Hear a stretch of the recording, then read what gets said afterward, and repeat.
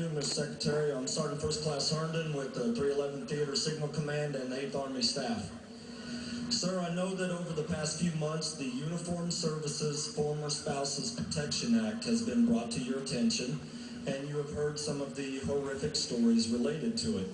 I'd like to take a moment to show you that even the average everyday stories are a bit horrific themselves, then ask you a couple of questions.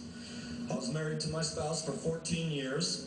Out of those 14 years, 6 of that she had her own military career to focus on. Over the next 8 years, when she was strictly a military spouse, there's no doubt in my mind that she made some sacrifices and some compromises.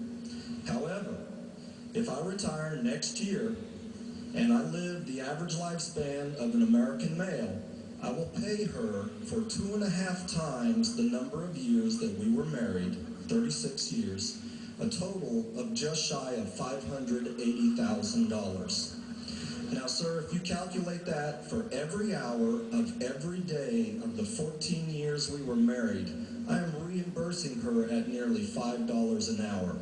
If you subtract those 6 years that she was in the military herself, I'm reimbursing her at $8.25 an hour. So my 2 questions to you, sir, are, I know that you directed a DOD review of the policy back in July, and I would like to know where we are at on that review, and I would also like to know what your position is on that act.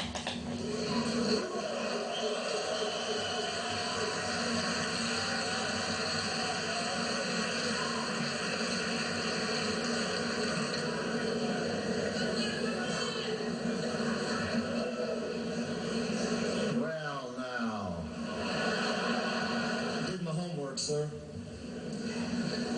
If he's not in mathematics, he should have been. You're correct. The question was raised to me several months back.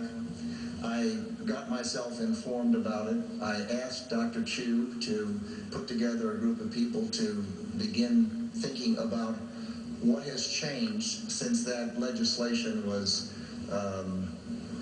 seemingly required by the services and passed by the United States Congress. And there are things that have changed.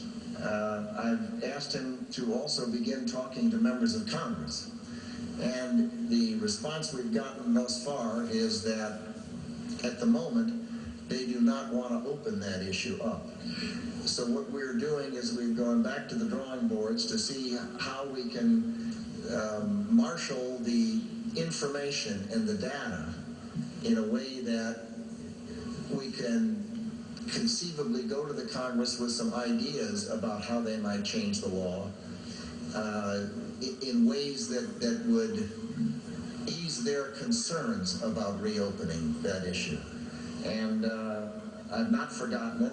I don't have an answer, and it may take some time, but I think the transcript of this discussion we've just had would be anecdotally an example that could be used, and I thank you for raising it. Well, thank